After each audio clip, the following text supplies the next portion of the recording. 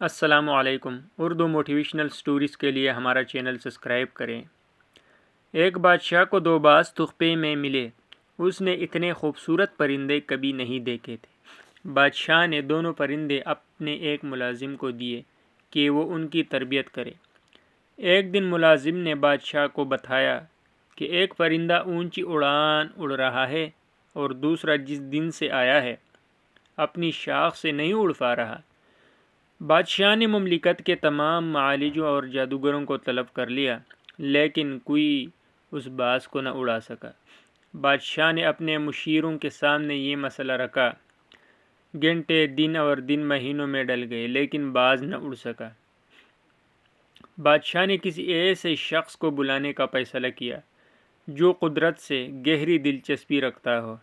بادشاہ نے اپنے مشیروں کو حکم دیا کہ کسی ایسے شخص کو ڈھونڈ کر لاؤ جو برسوں جنگلات میں گزار چکا ہو۔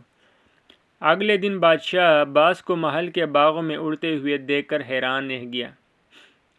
بادشاہ نے اس شخص کو طلب کیا جس نے باز کو اڑایا تھا۔ اس شخص کو بادشاہ کے سامنے پیش کیا گیا۔ بادشاہ نے پوچھا، تم نے باز کو کیسے اڑایا؟ وہ مسکرا کر بولا، میں نے وہ شاخ کاٹ دی ہے جس پر باز بیٹھا تھا۔ آگے بڑھنے کے مواقع بہت ہیں، لیکن ہم آگے بڑھنے کی کوشش نہیں کرتے۔ ہم اپنی آسائشوں سے قدم باہر ہی نہیں نکالتے۔ نئی آسائشیں اور نئے تجربات ہی زندگی میں آگے بڑھنے کی وجہ بنتے ہیں۔